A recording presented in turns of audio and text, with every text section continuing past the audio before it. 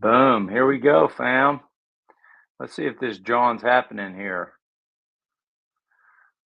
What up, family man? I said I was gonna go live again, which I am doing it. And I appreciate it. I got tons of tons of great feedback on the shirts and hoodies that I'm doing.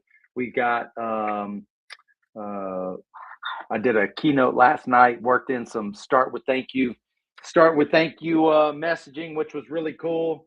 Um, the shirts that we've been doing a pre-sale for 10 days. Today's the last day. I'm super excited, but I'm also um, want to share some info from the book I'm doing, from the keynote I'm doing, maybe answer some questions if anybody pops on. And yeah, man, I'm looking forward to it. Let me pull this book stuff up. I got so much of uh, I got so much. What was funny was I started writing this, um, was kicking around ideas for this keynote, and I was going, I could probably write like a field guide, something like this, right? Like a little small thing that I could do. And what's funny is it turned out to be about 40,000 words. Um, so what came out of it was a full book and a field guide and shirts. The shirts were already kind of in the mix, but I think the biggest thing was a lot of times things with really great messages. Like this, one of my favorite brands is called Grateful Apparel here. Um, I always think they look cheesy, right? Or when someone does merch, it's about their brand or about their logo or about their name. And I wanted something that was more, could stand on its own. And so this idea of start with thank you was the thing that really stood out for me. And the messaging is, it's not really just about gratitude. I actually got a couple hats here. I'm gonna get my girl Lindsay Bond to help me out with this hat. I want to make me a A&M hat like that. Make me a start with thank you hat that looks like that logo, but I want to put start with thank you in there and really have some stuff that looks cool. Um, but yeah, man, I feel like there's always been a miss when people do merch and shirts and stuff like that. And number one, often think that when it's about the logo, like, are you actually going to wear it? Usually, people mow lawns in it, work out in it, clean in it, but that's it. The other part is sometimes they're made on cheap blanks, so they shrink. They don't look good. They don't hold their form. And yo, fam, I can't see. I'm on this new software. I wonder who's on this, John. Let's see. What are we working with? That's Facebook. I wonder why. I wonder if Insta's running. Start or thank you in live. I wonder. There we go. There we go. Um, I can't really see who's on there. Yo, post in the comments. Let me know who's on there because I'm using this new software and I'm wondering how in the heck do I see comments and who's on this, John? We'll see what's up. I Yeah, there's something about um when someone does merch, do people actually want to see it? Are people actually going to look at it? And so this idea of start with thank you about people think it's just about gratitude, but really it's about ownership. I think that's the biggest deal. It's about ownership and responsibility because as many people as I talk to on a regular basis, that I let me rephrase. I like to blame other people for how I feel, right? I like to point the finger at everyone else. And so, whether it's someone on social media, someone driving down the road, my wife, my kid, my boss, uh, um, society, culture, right? I like to point the finger at why I'm feeling a particular way. And what ends up happening when I do that is I get a really bad attitude. I mean, that's just the reality is I get a really bad attitude when it really boils down to it. And the only one that suffers is me. Well, let me be clear. I suffer, but the people around me suffer. And so what's crazy is when I oh, there's a Tanya. What's up, sis? Oh, here we go. I think I got a way to figure this out. Um, what's up, Miss Tanya? Good to see you. Um, but when I got a bad attitude, the people around me struggle or suffer, shall we say. And if I will make the effort to take ownership of what's going on with me, when I make the effort to own what's going on with me, my attitude gets better, the people around me benefit, and nothing really changes a lot of times. It's my life is still the same, situations are still the same. I just have a different attitude. And so that's kind of where this idea of start with thank you came from. And that when I consistently make a thank you list, when I consistently talk to people on the phone, when I consistently journal and pay attention to um, uh, when I'm looking at what I got going on, reading positive literature, checking in with people, going to group. I do like group quite a bit. When I do that, right? I'm more aware of opportunities that show up. I see things differently. One of the chapters in my book is called Meaning Making Machine. And I learned that from a training. I don't know if you've ever been to, it was a training I did called the Landmark Forum. And I go in there thinking, already know everything. There's nothing you're going to teach me. I already know what you're going to say. And they boiled it down to we are meaning making machines. That means every single thing that happens in our life, we make up a meaning about what it means. And I will typically make up a meaning that it's negative. They're after me, disrespectful. There I go again, waiting for the other shoe to drop. Like I'm making up some sort of meaning that typically does not serve me. And so the crazy thing is that when I make up if I'm going to make up a meaning anyway, why don't I make up a meaning that actually serves me, that's actually beneficial for me? That is a that means that things are happening for me, not to me, right? And um, I don't always do that for real. Like I know I'm supposed to do that. I know I should do that, but I don't actually always do that in practice. As a matter of fact, I like to pretend with you that I know I'm not supposed to do that, but I'm actually really in my mind kind of stewing and getting upset or resentful. Um, and all the while, I'm suffering for it. But anyway, I really like that the meaning making machine. The other thing is I know, and I know can keep me sick. It can keep me stale. It can keep me procrastinating. That not only is it I know because I know what I'm supposed to do. One of my mentors says, "I don't care if you know if you can't put it into action, it doesn't matter." But I know is one, and then I don't know. That's the other excuse that I like to use. Oh, I don't know enough. I don't know enough. I need to learn more. I need to do more. I need to plan more. Right? Those are two things I know because when you make a recommendation to me and I tell you I know, man, we're losing. That means I'm not going to do it. And that's just another excuse or another way that um, I try and keep you at arm's distance. Um, Nevin, what's up, my homie?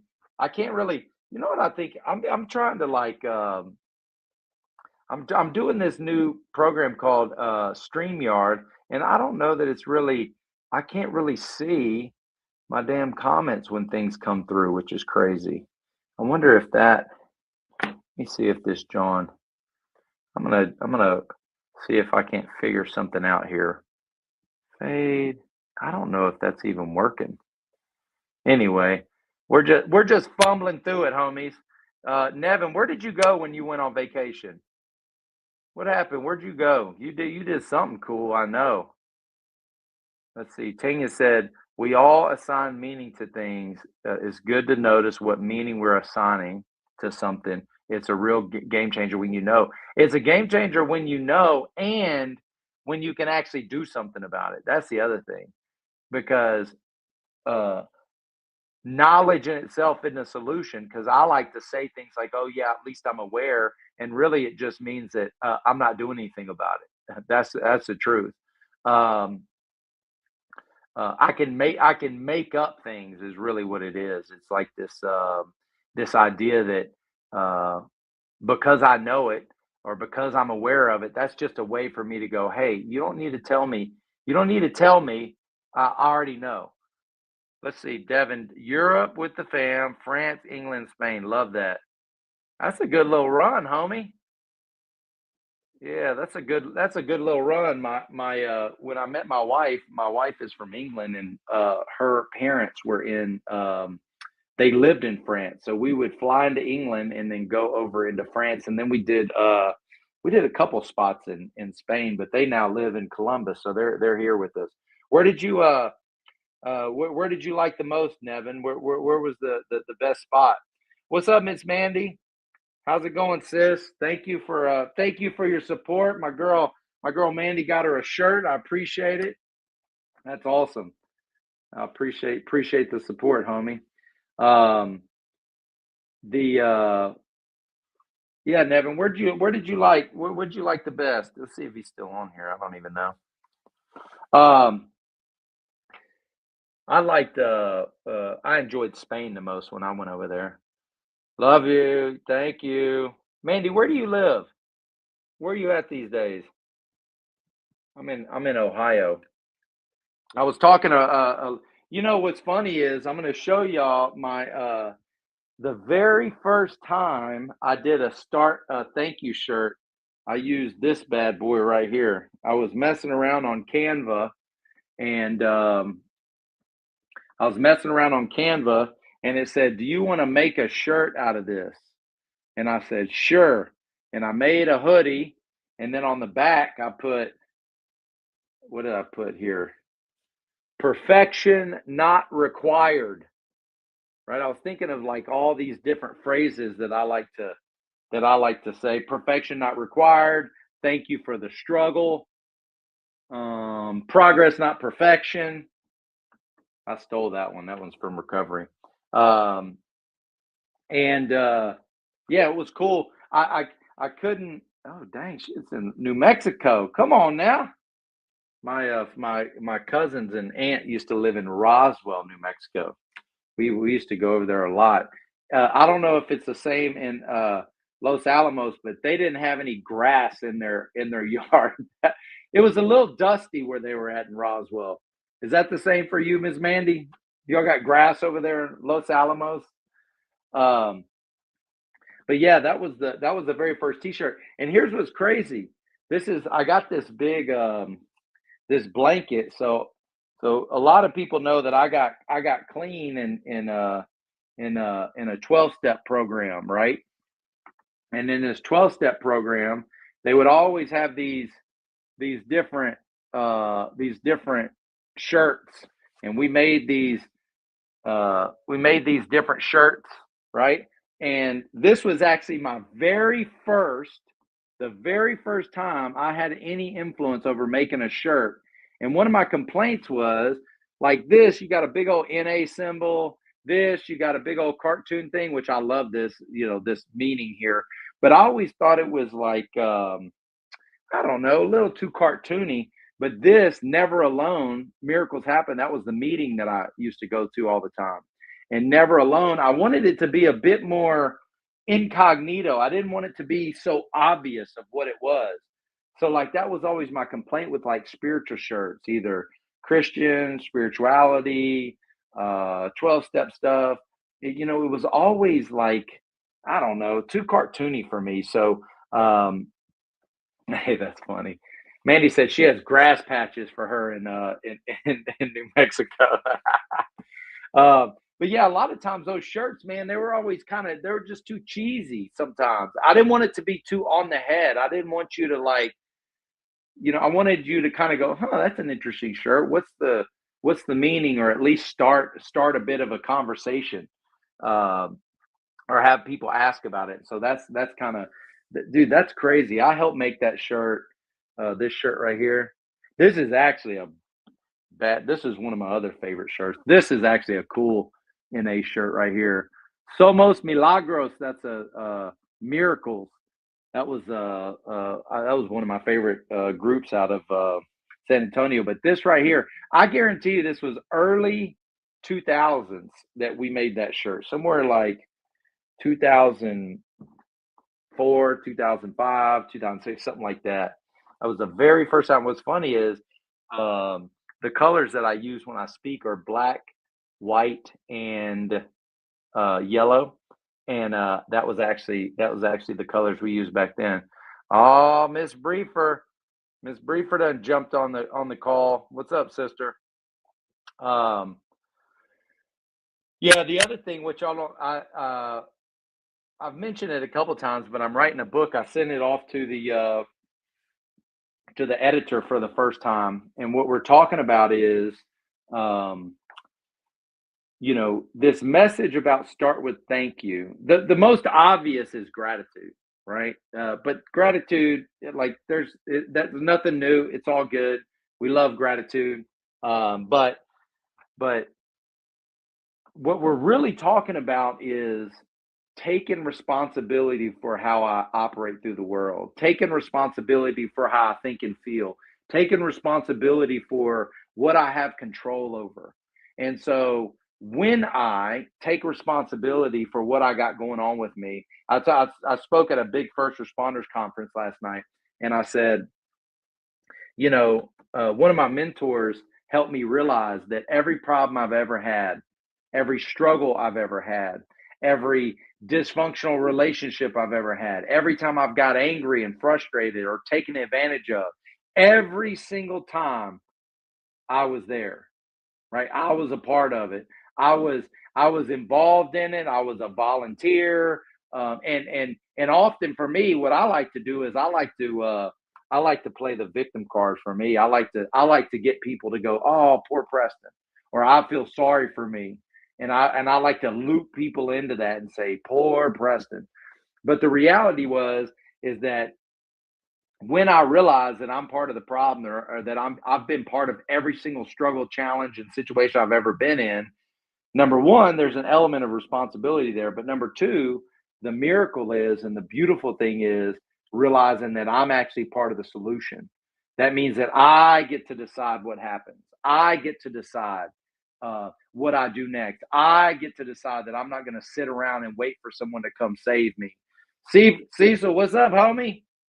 Keep doing a great job, bro. I love you, brother. I really appreciate you. Cecil joined that thank you crew, got him a shirt. I appreciate you, Cecil. Every time I see Cecil, he got a good attitude all the dang time. He must never feel down. He's always happy, Mr. Cecil. What's up, my guy? Um, but yeah, that's kind of part of the. That's part of the. That's really part of the miracle is that uh, when I realize that I'm the solution, that nobody's coming to save me, nobody's going to do it for me, nobody's going to fix it, nobody's going to swoop in and save the day. Um, eh, eh, Number one, there's an element of power involved in that. Now, for me, I, a lot of what I do is reliant on spiritual uh, principles or enlarging my spiritual life. And with the help of, a higher power, some sort of spiritual connection, I've got a lot more power than I realize. It's not just me doing it. It's us. It's the greater whole. But when I take responsibility and I realize that nobody's gonna come do it for me, when I change, this is the crazy thing. When I change, everyone around me changes, right? When I change, everybody around me changes. And sometimes that just means um, I interact with them different. So I'm not so frustrated all the time. I'm not as defensive all the time. So they don't even really change. I change. But also, what will happen is um, I learn how to have better boundaries. I learn how to have better conversations. I learn how to navigate in a way and not say yes when I mean no all the time.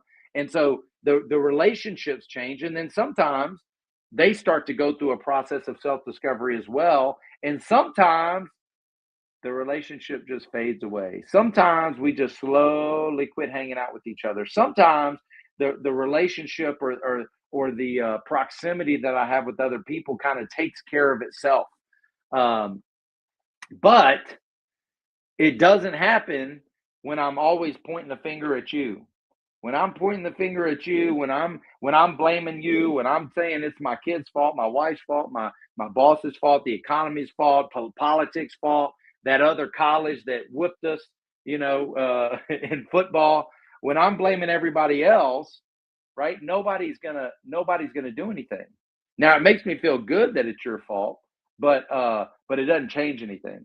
Here's the other thing. Hey Tanya, you want to hear the best advice that I've ever gotten about finger pointing? Yeah, the best advice about finger pointing. So they say you point the finger at someone that you got one pointing at them and you got three pointing back at you. Y'all heard that before? Man, do you heard that one before? Right? Well, here's what you do. Don't point like this anymore. Just point like that. That's how you do it. When you point like this, they can never come back on you. That's the trick. Just give them the old five finger point, and they can never tell you got three pointing back at you. That's my strategy. Now, hey, it doesn't work, but it makes me feel better. Let's see.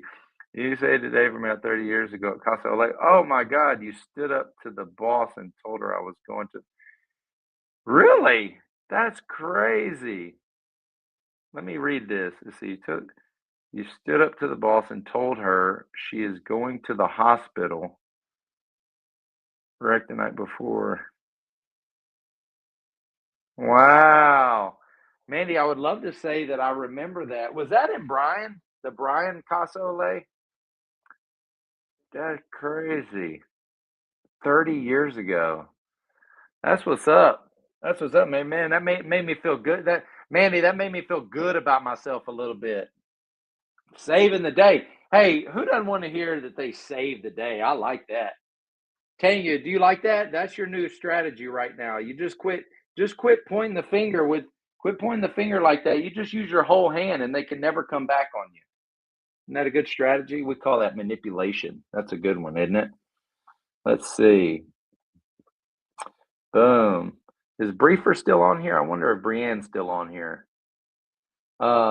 Yeah, homie, Miss Briefer, we still got a tan hoodie. So the what a lot of people didn't realize is um I'm doing a pre-sale. All this was a pre-sale. So what I did is I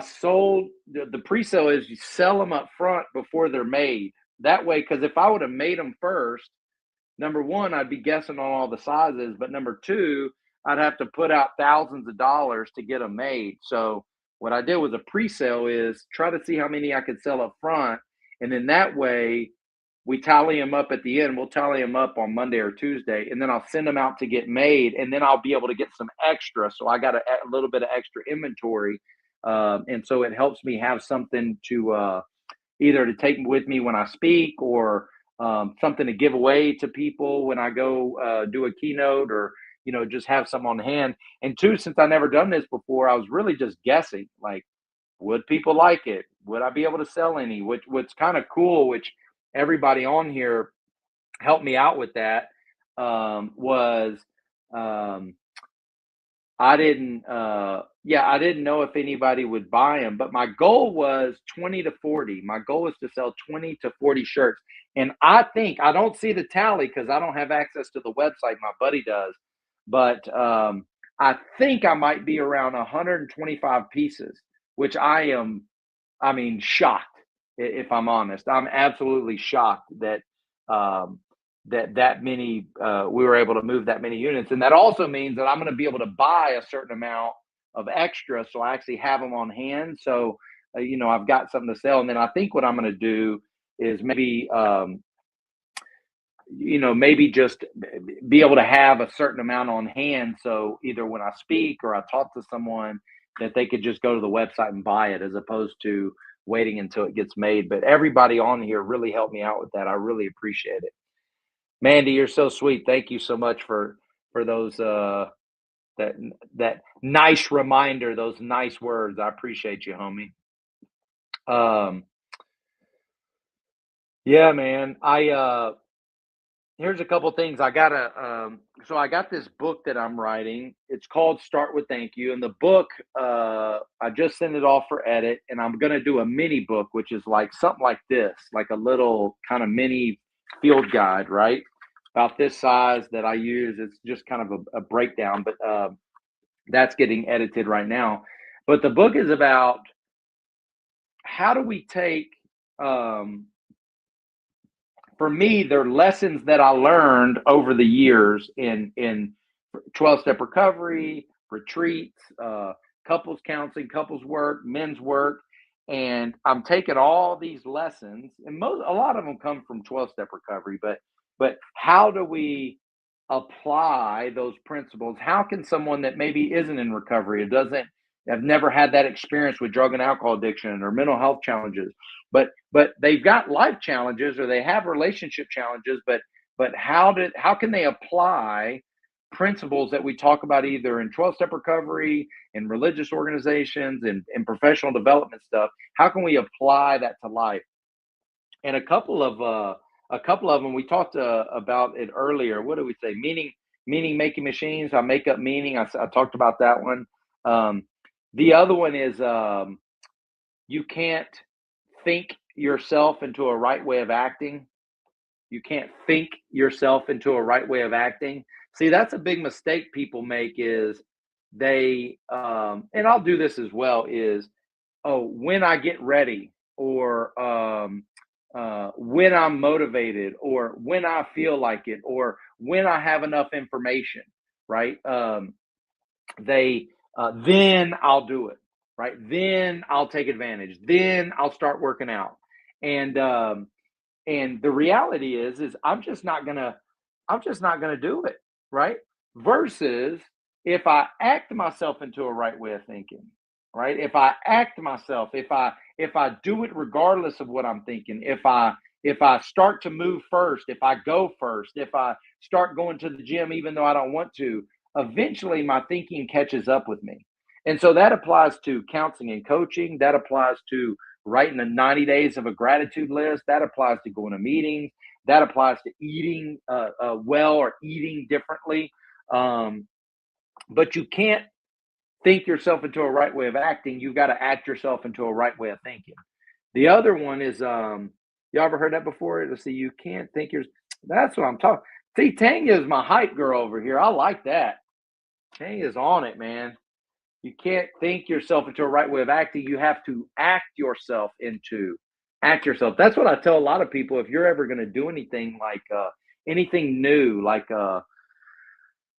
couples counseling, individual counseling, going to some sort of support group meeting, a transformational retreat, some sort of a new religious organization, whatever. I always tell people you have to commit to 12, 15, 20 meetings, 12, 15, 20 workouts, 12, 15, 20 sessions. Now, I'm not saying if it's jacked up from the gate and it's real weird, abusive. That's not what I'm saying.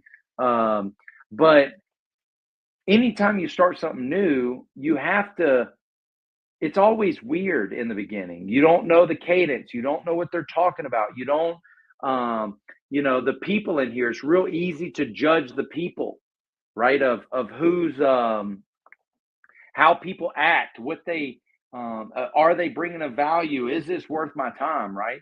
But if you commit to 12, 15, 20 meetings, 12, 15, or 20 sessions, you actually give yourself enough time to kind of settle in and go, huh, maybe I do like some of this stuff. Wow, maybe they are saying some things that are valuable that I didn't really realize.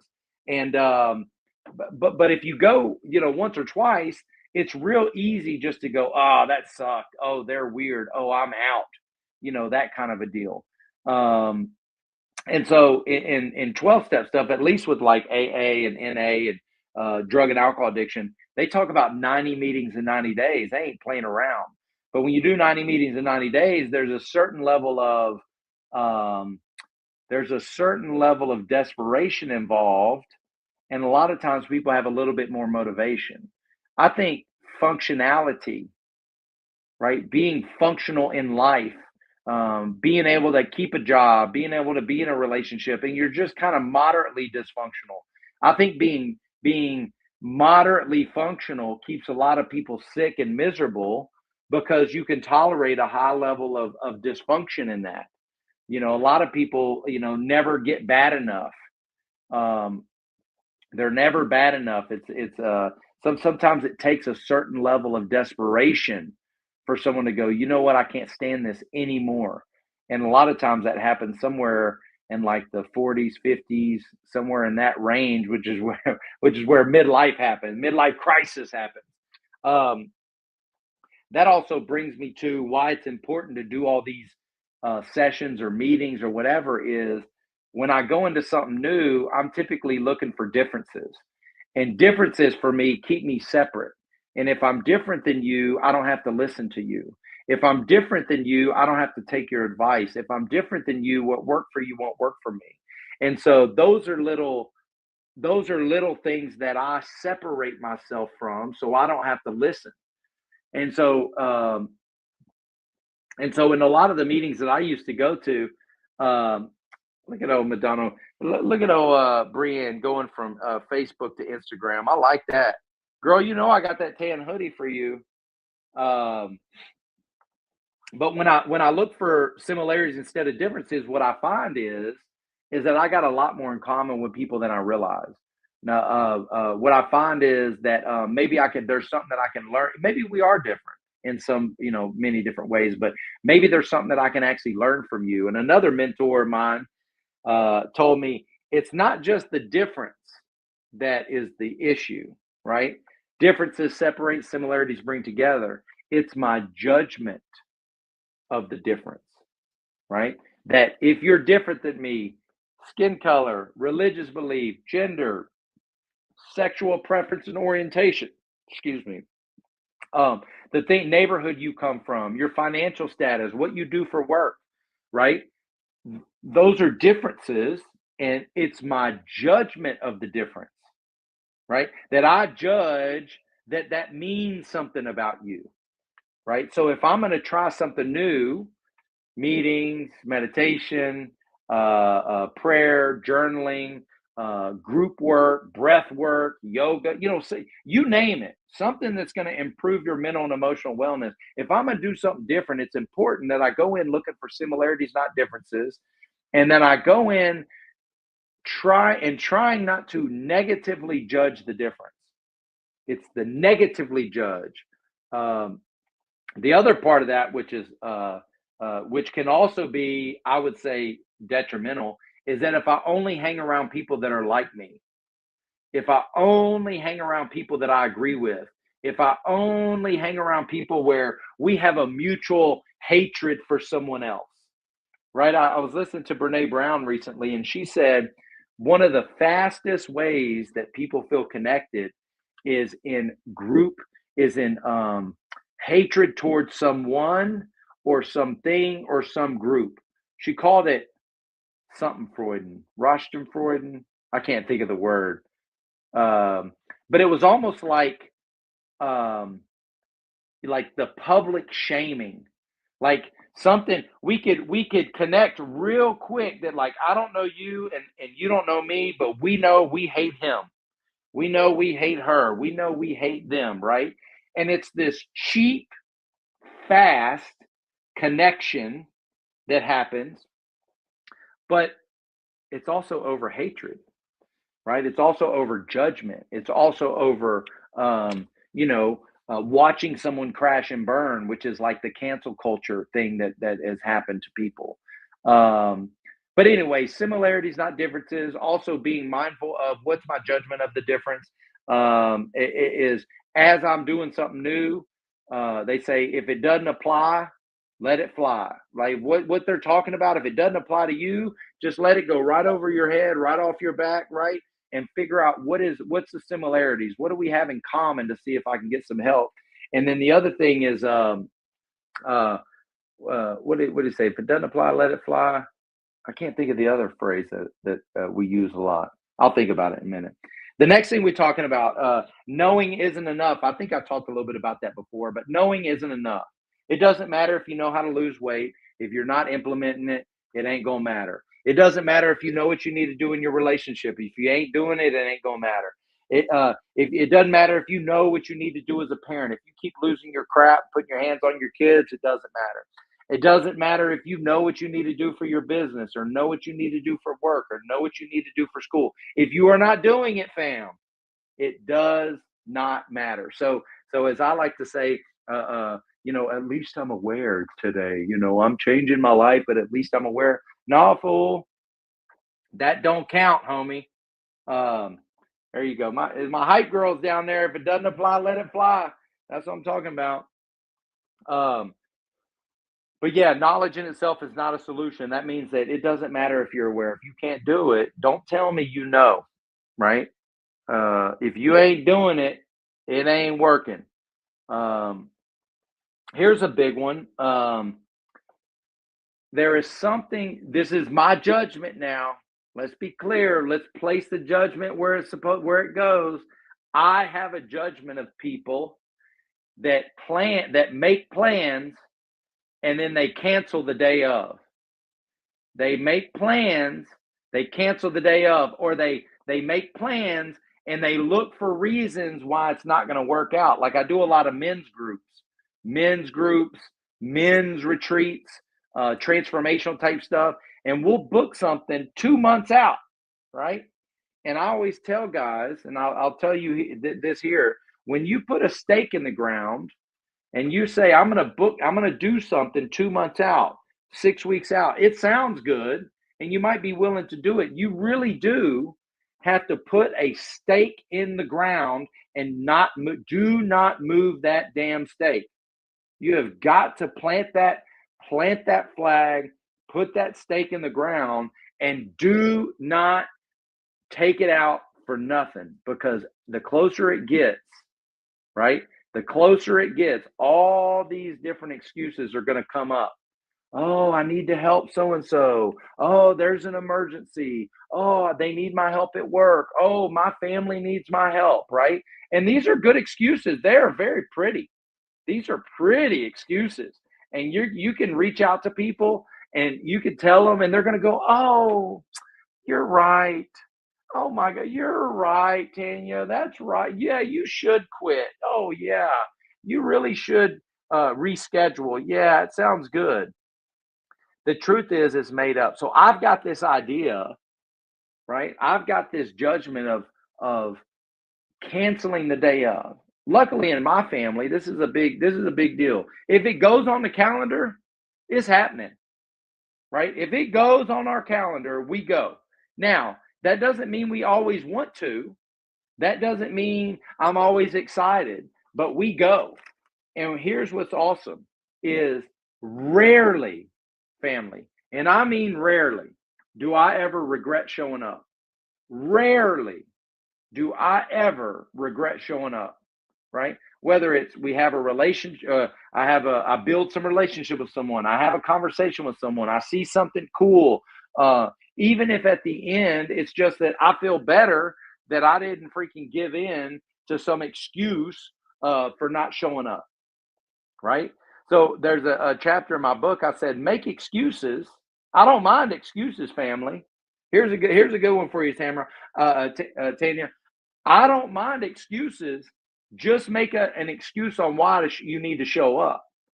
Make an excuse to show up. Make an excuse to do. Make an excuse not to cancel, right? Make an excuse on why you're going to make it happen and you're going to show up there, right? Yo, Jared, what's up, my homie? Dude, look, man, maybe I am seeing some. Oh, that's over here. Jared, I'm using some new technology, and I don't always get to see this stuff. Nate, what up, homie? Oh, my boy Nate got him a t-shirt. What's up, cuz? Man, I appreciate that. Who else we got? Um, yeah, thank you so much. I really appreciate it. Jarrett got him a t-shirt too. That's what's up, man. I love that. I yeah, man, I don't mind excuses. Just make excuses on why you're gonna go. Right? Quit telling me, and look, most people when they cancel, they don't tell me. And the hell, this ain't even about me. Right? Let me just judge you. Let me just judge you for canceling. Let's see, if I judge someone or something, I ask myself, how is this true about me? Oh, Tanya, I don't like looking at that. How is this true about me? Most of the time, I can zero in on the work I need. Man, Tanya, what you're talking about is the mirror. And oh, do I not like that mirror? That's actually what all this is really about, is mirror work, which is projection on others. Is usually the things that get on my nerves about you is something within me, and that's something that uh yeah, I did. You know what else it is too about judgment is often I'm either putting myself above someone or below someone, right? I can put my everybody agrees a lot of times that, like, if someone is too arrogant or too full of themselves or too snooty, right? Put yourself above someone superior. That's bad. But if someone puts themselves below someone, sometimes sometimes they go, "Oh yeah, that's noble," right? That could be more honorable. But actually, I would say that if I'm putting myself below someone, which I do, I can move to that. That's just as that's just as self-absorbed as putting myself above someone, right? They're both different forms of self-loathing, except one, one people are a bit they have a bit more of a visceral reaction. Hey, KJ, what's up, sis?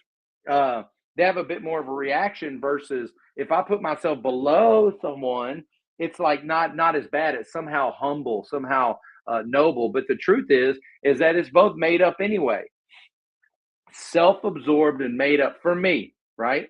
It's called self-loathing. The truth is, the work is, how do I put myself on par to be a man amongst men, a woman amongst women, to just be good enough, right? That I'm comfortable in my own skin, and I don't need to put myself above you or below you, or you above me or below me, right? I heard Tony Robbins say one time. He said, "I'm superior than others in things, and they're also superior than me in things. And just because I might be superior than someone else in something doesn't mean that they are inferior. That's not what that means, right? It's just that I might be superior than someone in some things, and then you've got something that you're really good at too, right? It's um, number one, it's about perspective, but number two, it's how do I talk to me? How do I think of me? Um, I like that.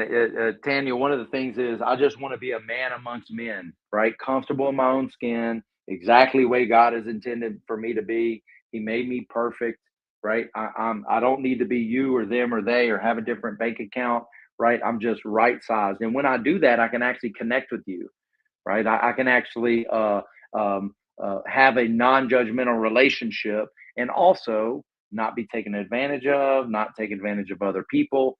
Um, uh, you know, there's definitely a nuance there, but it's a really big principle that I've learned. One of the other is uh, borrow my belief. That's a chapter in the book about borrowing my belief. I remember when I first got sober early in my recovery, I didn't, they were talking about God and higher power and all this kind of stuff. And I just didn't know if I could get with that. I grew up in the South, really Bible belty. I felt, I had a lot of judgment about me, and I felt a lot of judgment. And so I would put that on other people, and I was just real uncomfortable. And luckily in the areas where the meetings that I go to, I really like 12-step stuff or peer support stuff. They talk a lot about process, steps, inventory, building a relationship with a power greater than yourself. And through that process, right, I had a mentor that said, "Look, it's okay if you don't know what you believe. I get it. It's like, it's okay if you're unsure. It's okay that maybe you don't have a belief, and maybe you won't get one. That's cool too. He goes, but this was a really neat process we went through. Is he says, um, do you think that the guys that we hang out with, there was a number of guys that we hung out with on a regular basis. He said, do you think that these guys care about you? And I said, yeah, of course. And he goes, and do you think that if you ask for their help, they would help you? I said, absolutely. And he goes, and do you think that that if you wanted to run something by them about your life, right? That us together, all of us guys, all these people that care about you, do you think that we could make a better decision for you than you've been making on your own? Right now, understand where I was. I'd been getting arrested. I've been arrested 4 times in 3 years. I was on probation. I was on the verge of losing my real estate license. He goes, do you think that we as a whole could make better decisions for your life than you could? And I was like, yeah, sure. And he goes, well, is it possible that you could consider that or look at that as a power greater than yourself? Right? The guys, the group, the fellowship, is it possible that these guys could be maybe stand in for a power greater than yourself? I was like, yeah, man, I guess I never thought of it like that. Yeah, I guess you could. And he goes, look, he goes, I don't know what your thing is going to be, right? I don't know what is going to come out of this. But he said, look, this process saved my life. He said, I came in here not believing in anything, and I have a relationship with a higher power today. I believe in God. I pray, I meditate. And he goes, look, I don't know what it's going to turn out for you, but he said, do this, borrow my belief, right? He said, just borrow my belief, homie. Just believe that I believe, right? And I was like, you could do that? That's what's funny. You could do that? See, I thought I knew everything already. Tanya, I thought I knew already. KJ, I thought I knew everything. And he goes, borrow my belief. And so that's kind of how the process started. And then I started practicing prayer, meditation, journaling, reading positive literature, navigating, different life experiences without thinking I know everything. And and slowly over time, my belief built. And today I have a relationship with a power greater than me. Today I believe in a God beyond my wildest dreams. Right? I like spiritual conversations. I like religious conversations. I enjoy that kind of stuff, and so I also enjoy. This is kind of what this picture means to me is what I love about this picture is it's a Banksy pic, and he's pulling back the curtain. Right, they're pulling back the curtain for people to see that there's more to life, and that's why I really envision and like that metaphor for pulling back the boringness, the drab of the black and the gray, and open someone up to something that's beautiful and alive and colorful. And here's the deal. This is what I think. Nobody's got a monopoly on these conversations, right? No, I don't think anybody has a monopoly, right? And so I really enjoy these conversations. I enjoy how you came to understand what kind of things that you like talking about, and and open people up to a process of self discovery. The last thing, which I'm gonna say this, and I'm gonna start wrapping up, but number one, there are no quick fixes. All this stuff that we're talking about, there are no quick fixes. Start with thank you is not a quick fix. It is not going to fix everything, right? You're not going to magically all of a sudden know what to do. But what I will say is that it is a process. It is a process of getting some space between. Tanya, thank you so much. It is a process of getting some space between you and a decision, right? It's a process of starting to change my perspective, not so bad things don't happen. It's guaranteed that that's going to happen. It's guaranteed bad things are going to happen. It's guaranteed you're going to struggle. It's guaranteed that that things are not going to go your way, fam. But um, but what it will do is, what I do find is, if I start with thank you, if I write a thank you list every single day for 90 days, if I have a process of prayer, meditation, journaling, that I make better decisions, right? Um, that I'm not so reactive. I don't jerk, I don't make these irrational decisions so often. And so it's super helpful, but it ain't quick. And here's the other deal. If you choose to go on this path, if you are on a path of discovery, self-discovery, if you are on a path of waking up or enlightenment or learning about yourself, right?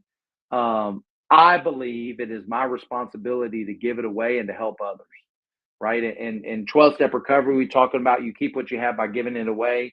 And a lot of religious practices and spiritual practices is about giving a testimony and bringing people into the fold and showing them and telling them, how something has changed your life, whether it's yoga or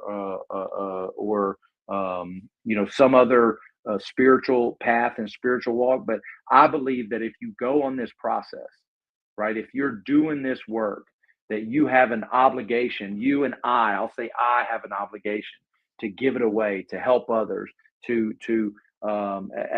we talk about, like each one teach one. Like I got a mentor, I've got multiple mentors who are helping me. I mentor other people, I reach back and I help them. And it is my obligation to do that. And here's what happens. The more I do that, the more I do that, the more deep my belief gets, the more help I get for myself, the more satisfaction I get, because all this stuff that I'm telling you is not something that I got figured out. It's something that I work on, right? That I have to work on, that I say I teach this for a living and I screw it up 70 or 80% of the time. I am a work in progress. And so this is not magical thinking. This is not quick fix stuff. This is so when life happens, because it is, that when things are going well, you're grateful. And when things aren't going well, you're grateful. It's starting with thank you is the thing that helps